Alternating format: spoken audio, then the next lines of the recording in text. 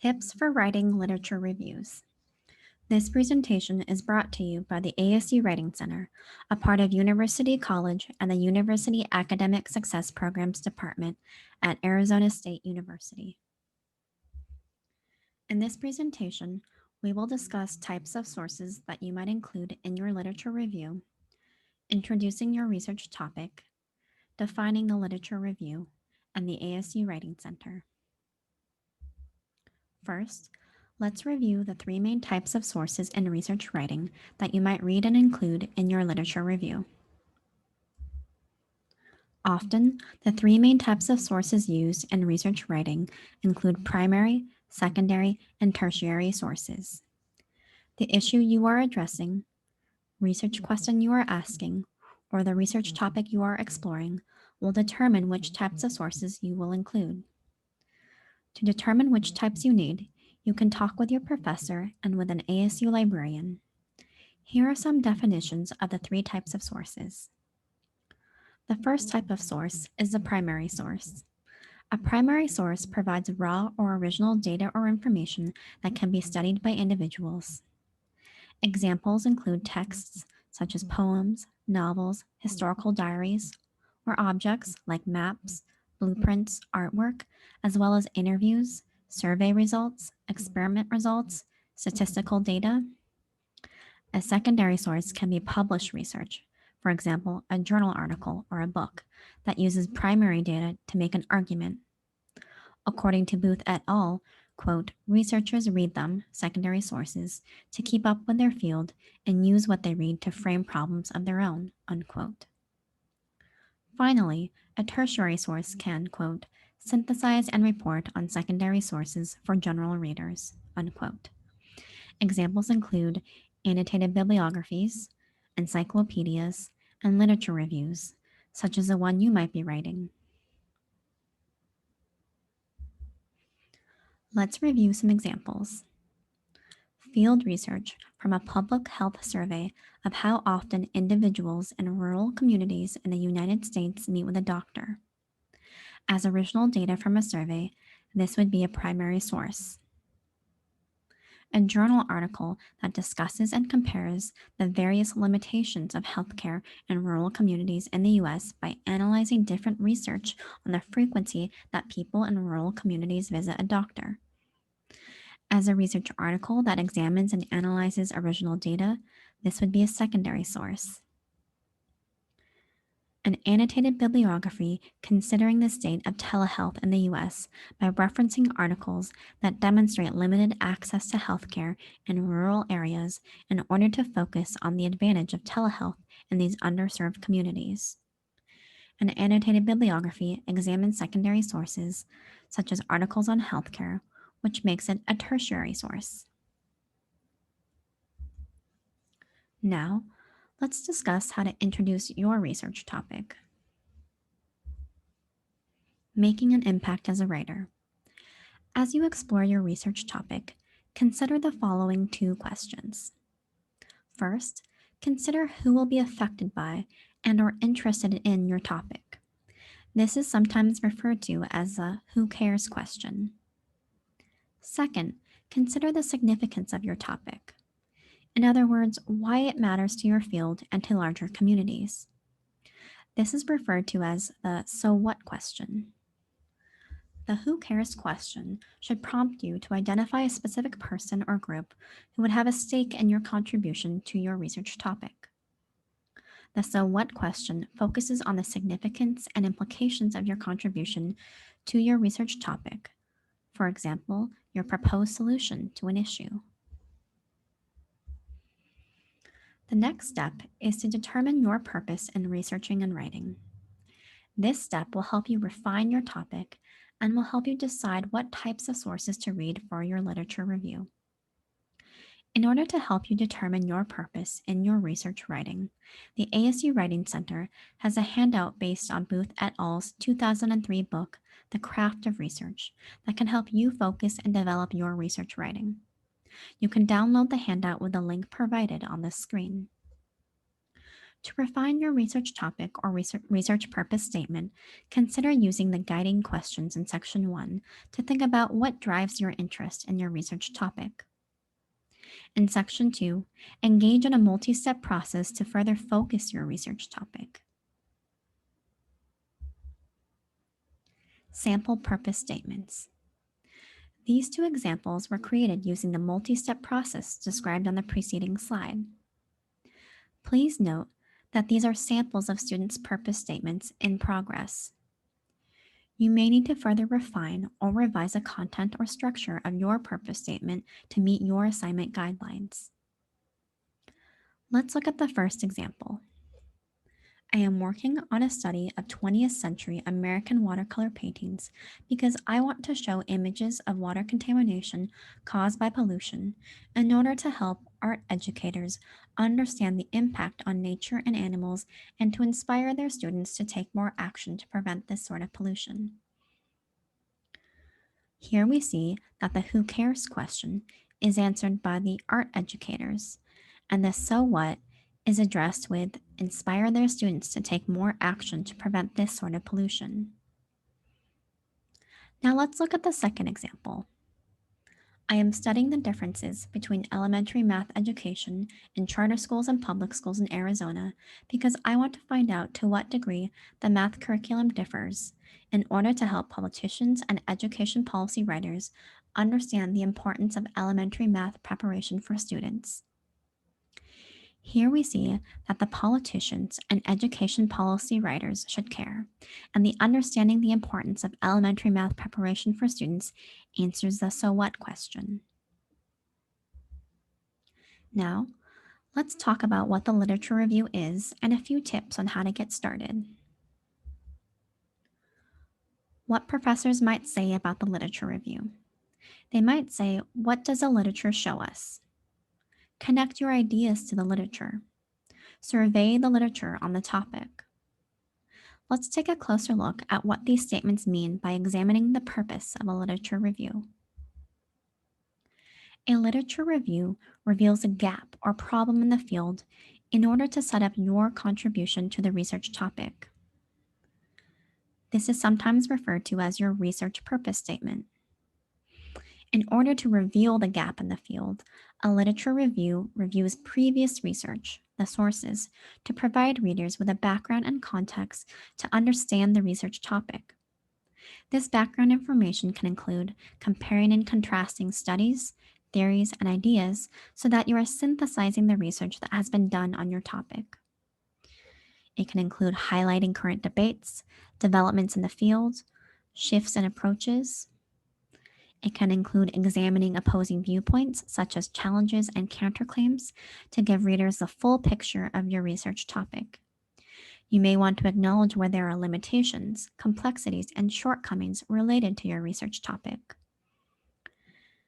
A literature review provides justification for your selection of theories and methodologies. As you set up your contribution to your research topic, you should also consider why you approached the topic the way you did. What are the benefits of your methodology if you use one to conduct a study of your own? Use the research, the sources on your topic to support your work. Finally, the literature review establishes your credibility as a writer and researcher in the field. Based on the literature that you review and analyze, you are able to show your readers that you are familiar with and knowledgeable about your research topic. The goal of the literature review is to weave together previous research on your topic to set the framework for your own contribution. Visualizing the literature review. One way to think about the structure of the literature review is to imagine an inverted pyramid. Comprising the largest chunk is the background information or context derived from previous research, the sources you have read, that expose gaps in current research. This funnels down to discussing the trends or synthesizing the information from sources such as the methodology, findings, theories, which allow you to situate your research by identifying a gap in the existing research. And finally, you have your contribution to the topic. As shown here, the literature review thus narrows down to focusing on your contribution. Steps for writing a literature review. Here are a few general steps to help guide you through the process of writing a literature review. Please note that these steps can be revisited and do not necessarily need to be followed in this order. Step 1. Determine your topic and scope. What criteria do you want to set the parameters for the scope of your literature review? Your assignment may outline how many sources and what types of sources you need. Step 2. Gather current literature on your research topic. Note that literature and sources are often terms used to refer to the same thing. Depending on your topic, you may also need to find older sources to provide related historical or background information. Step 3. Critically read and assess the literature. Step 4. Consider where your contribution to the research topic fits. Step 5. Organize your discussion of the sources in a meaningful way. Identify key themes, trends, debates, theories, methods, etc. Finally, step 6. Draft and revise. Next, we'll talk about how to define your research topic in order to set up your contribution to the topic. First, ask yourself, what is your purpose statement that the literature, the sources, can help define? Your purpose statement will present your contribution to your research topic and explain its importance to your reader. Then decide what background information your readers need. Consider what is already known about the topic. Is there a conflict or debate in the literature? Are there areas of agreement in the literature? What connections can you make between the literature you are reviewing? Next, let's look at the research scope. Consider the literature that needs to be reviewed. Will you need sources that provide information that is historical, theoretical, methodological, quantitative, qualitative, or maybe a combination? What criteria should be used to evaluate the sources you are reviewing? Develop reasoning for including and excluding sources. Be intentional about all the material that you choose to include and to not include. You may want to ask yourself, how does this particular literature frame your research? How will reviewing the literature justify the topic you plan to investigate? Is the scope of your literature being reviewed too wide or too narrow? This question may also prompt you to reevaluate whether your research topic is too broad or too focused. Think about the literature review as an ongoing process. You may find yourself finding another source to add after you draft your literature review, or perhaps you decide that a source is outside the scope of your research topic. You may need to continue to revisit the parameters of your scope as your research project develops. Foundational sources are key sources that scholars in your field or research topic reference and rely upon, such as important theories, methodologies, and studies that have significantly shaped your field. When you are in the research phase and gathering sources, you should find the foundational sources in your discipline or on your specific research topic. Consider these questions. Have you noticed trends in the literature you're reading? Does a particular institution or researcher appear frequently in your reading? Who are the important scholars in your field? Have you discovered the top journals in your field or related to your research topic? Talk to your faculty and peers if you are unsure about the important journals in your discipline. When you read a foundational source, look at where it was published. Likely it is in a top journal. Have you noticed a particular source referenced in other research papers? You should find the original source and read it to familiarize yourself with the original research. Lastly, have you consulted your professor about the major sources on your research topic? When gathering your literature, it might be helpful to start with the foundational sources and branch out to consider how other literature has responded to, agreed with, challenged, expanded upon these foundational sources. Consider reviewing other literature reviews in your discipline or those related to your research area and look at their reference list. Are there references to literature that might be helpful for your topic? Research strategies. As you gather your literature, you should also include an academic focused research database in your search. A valuable resource that can help you with finding and navigating academic research databases is the ASU Library. You can talk with ASU librarians to learn more about using research databases. Use a URL provided here to chat with an ASU librarian. You can ask them about which databases might fit your research topic and how to use keywords to assist in your search. You can review the range of research databases available through the ASU Library website. Visit the URL provided here. The ASU librarians have also provided helpful library guides that include key information and resources for students working on various academic projects in many different disciplines. Visit the ASU Library Guide page at this link here. For more resources on literature reviews, visit the ASU Library Guide on Literature Reviews in the link provided on the slide. You can also talk with your professor for suggestions about your questions related to finding needed sources.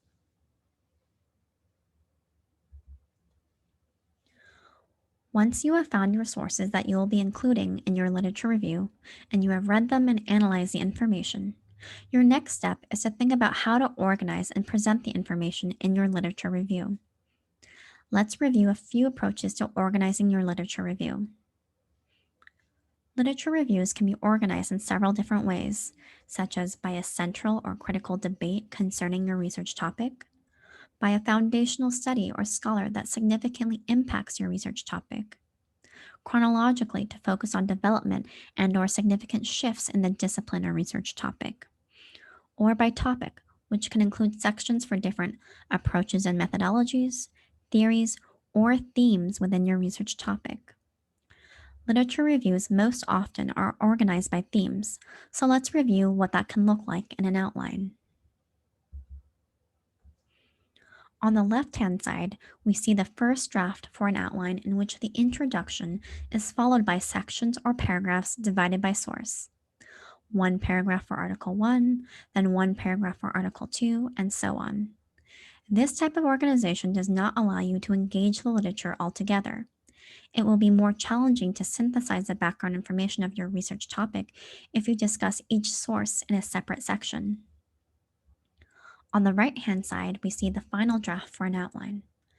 After the introduction, we see that the next section is organized under Common Theme 1, which includes comparing and contrasting Articles 1, 2, and 3. In the following section, the Common Theme 2 includes 3 different sources, which are synthesized to reveal gaps in the research and new directions related to the research topic. Notice that Article 2 is included in this section as well as the previous section. It is more than fine to use the same source under different themes or sections if it makes sense to do so. In order to identify themes by which you can organize your literature review, start the process as you read. As you read, make notes of any reoccurring phrases or key labels used in the literature. If you are writing about, for example, public education, perhaps key phrases from your reading may be educational policies, social implications, and local community and state relationships. Next, take these recurring phrases or labels and create headings or sections for your outline or for the first draft of your literature review. Start writing about the sources according to their relationship to these headings, but stay open to rearranging your sources under different sections and to revising headings. Include summary and synthesis. When you write your literature review, you need to include summary and synthesis of your sources. Summary is restating information from other sources on your topic. You can summarize key information such as research questions, definitions, data points, theories, methodologies, or conclusions that you need in order to provide readers with the context related to your research topic. Synthesis is driven by your analysis of sources, and you use this analysis to support your contribution to the research topic. For example, you can agree with the conclusions of previous literature or expand upon established methodology used by previous research studies, or challenge the theory another research source takes in order to propose your solution to a problem. Remember, the goal of your literature review is to combine the research you have read and your perspective to make a contribution. In other words, after you have analyzed the sources in your literature review, you now have the opportunity to contribute your ideas about, for example, how to continue studying your research topic or additional areas that need further investigation or consideration. Finally, another resource that may be helpful for writing your literature review or any writing project is the ASU Writing Center. The ASU Writing Center provides writing tutoring, which is a free resource for all enrolled ASU students.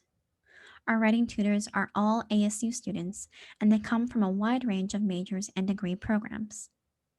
Writing appointments are collaborative, so you will have an opportunity to review your writing and have a conversation one on one with a writing tutor to discuss any type of writing assignment. All students can benefit from writing tutoring, and feedback is available at any stage of the writing process. Together with a writing tutor, you can discuss an outline of your ideas before you start writing, discuss integration of evidence and sources, consider ways to organize and revise your ideas, review grammar, word choice, and sentence style options, check for proper citation of sources and formatting, determine your writing goals, and develop your voice as a writer. To view our writing tutoring schedule and make an appointment, please visit tutoring.asu.edu/writing-center. You can find more information about our services or contact us on our website at tutoring.asu.edu, by phone at 1-480-965-9072, or through Slack at #tutoring-helpdesk. For the latest updates and announcements about our services, you can follow us on social media at ASU Tutoring. Here is a list of references used in this presentation. Thank you, and we wish you success.